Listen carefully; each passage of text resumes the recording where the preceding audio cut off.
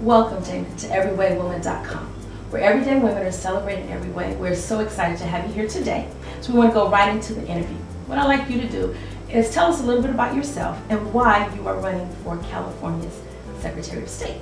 Well, I grew up, really, I would say, difficult circumstances. My mom had me at 16. My father was killed when I was 3. And we lived 10 people in a 3-bedroom trailer. And I was on food stamps, government cheese, welfare, and I lost, 3 friends to murder by the time I was 16. And from that environment, I was blessed enough to go on to Stanford University, to play in the NFL, and to own my own small business and be successful in real estate development. And I think that, for me, when I went to Stanford, I was just a poor kid with a good work ethic. And going and getting a great education allowed me to achieve all of my dreams. And I honestly feel it's payback time for me. That somehow along the way, I've been fortunate enough to live the American dream, and I want to make sure that other people have the opportunity to live that same dream. And I don't see political leaders right now that are motivated to help others. I think they're self-motivated, self-interested, and not interested in preserving the American dream for other people. Damon, I want you to elaborate a little bit on your childhood. In reading your bio and just conversating with you, you definitely came from a very different environment. And a lot of people have come from that side, if you want to say side of the tracks, will say, they make excuses. I can't do it. I'm going to be a victim of my environment. What was that fuel in your belly, or what was that drive that allowed you not to become a victim of your circumstance, but a productive and a successful citizen? Yeah, that's a good point.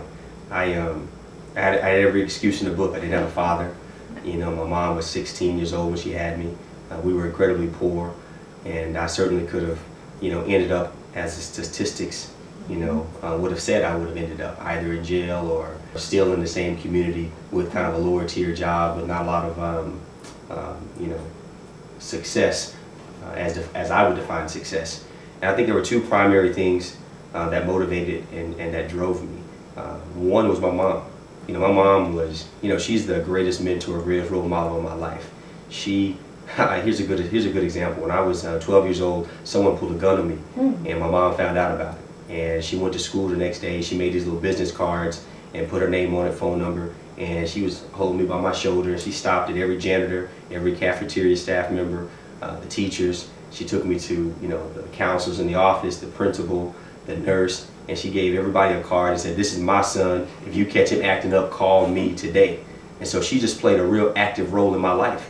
And she drugged me to church every Sunday. I used to say when I was younger I had a drug problem because she drugged me to church, Sunday school, Bible study. I was in church, 3-4 days a week.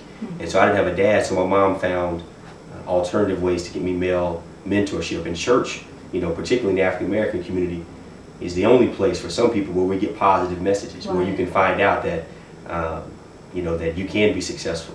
You can find out about HIV testing. You can find out about drugs and education. You can get tutors. The pastor there has resources available to him from the community, whether it's teachers or nurses, and just information. And you get to be a part of a team. I was on the usher board. I was in the choir, and so you're part of something where you're working with other people, toward a common goal. So let's talk about that, because people will say that it's very challenging for a woman to raise a man. You've probably heard the slogan, "It takes a man to raise a man." But you bring in a good point where you say that even though your mom was your mom and your dad, she introduced you to male figures in the church and in your community. What did those relationships look like for you, and how were they productive for you, those males that took interest in you? Yeah, and let me backtrack a little bit so I can elaborate on what you just said. A woman can raise a young boy into being a man. She just has to understand what his needs are, and then figure out ways to feel them. She's going to feel the role as mom and provider and the things that she needs to feel. But she also will sense, maybe he needs male leadership because he's acting up in these areas. So maybe I'm going to get him involved in church, and he's going to be, around the pastor, and he's going to be around other male leadership. Or maybe you put him in sports, he's going to have coaches as male leaders. Moms quarterback the process. That's what my mom did. She quarterbacked the process. She knew where she was strong, and she was able to lead me there. She knew where I was weak, or whether she didn't have the skill set to lead and she found that to offset it, whether it was through my uncles or through church or through coaches, etc. So that's important. It's just an excuse that if you don't have a father, and if it's a single mom raising a young boy, that he can't grow up until you're a great man. You just need a mom that understands, how to find the resources to make sure that you gain the knowledge and learn the lessons you need to learn. Right. You raised a good point. You talked about sports. Yeah. I wanted to talk to you. Talk a little bit about organized sports and education, because I think that there's a correlation between the two, particularly for young men of color. Let's say if there is an absent father, or if they're in an environment that may be less than desirable. How do those two work together? How do they benefit your life? Yeah, it's difficult for me to address that just simply as a man of color, because I think most of the lessons that I learned, they transcended race. Now, obviously, young men who are of African American heritage learn those lessons, and I think a lot of fathers aren't prevalent in our lives, at least in the neighborhood I grew up in, and so it's more of a necessity. And so it's important for you to learn those lessons playing sports. But the things that I learned, just about leadership, about being a role model, about hard work, a discipline. One of the most valuable lessons I learned was how to fail. A lot of people don't know how to fail. Success, everybody wants it. But how do you fail? How do you finish last and hold your head up? How do you know you can't win and still give 100% effort? How do you still feel valuable after you've given your best effort towards something and it wasn't enough? Learning to deal with those things in life are critically important, and a lot of people get to adulthood without learning how to deal with those things, and when they finally face failure, it completely depletes them.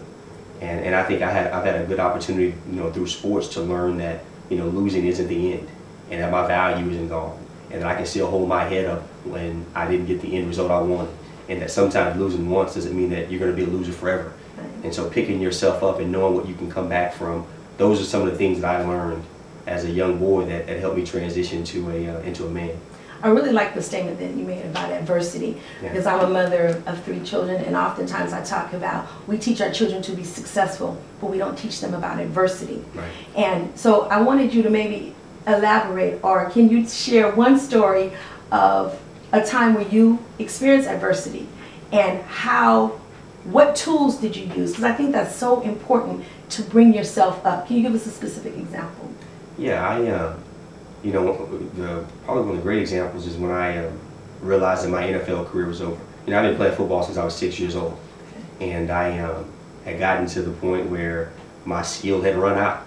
If I'm being honest about it, everybody gets to a point where either A, you're great and you're just no longer good enough. Jerry Rice and John Montana, Emmitt Smith, or some guys, they just weren't that great at the beginning. You were average to below average, and you played as far as your talent can take you. And you get to a point where you realize, what, I'm no longer wanted and no longer can make a valuable contribution. And I think that I dealt with a lot of self-esteem issues from that perspective. Playing football my entire life, you tend to, without even knowing it, make it a part of your identity, right? Damon Dunn, the football player. And then when that's gone, you wonder, will girls still like me? Or, because I don't play football anymore.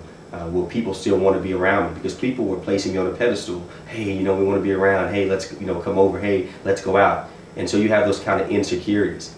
And so I had to deal with that, and I had to confront that. And really what I found, if I'm quite honest with you, is that I realized that I would no longer allow the things that I do to define, who I am. Right? I allowed who I am to define what I do. Damon Dunn, the football player, now I played football. That's not who I am. Ultimately, who am I? I'm a child of God. Football is something I played. Stanford's a school I went to. Real estate is a business that I'm in. But who I am, a child of God, impacts how I interact in all these different venues with certain honor, with certain integrity, with certain moral values. And so that was a difficult transition for me. But when I did it, it's to really put my life on a different plane. I just have so much more peace. My self-esteem is not impacted, by ups and downs in these venues. Right. My self-esteem is impacted only by my relationship with God, and ultimately that's what gives me peace, and that's what gives me joy, and so nobody can ever touch that. But that was how I dealt with that adversity.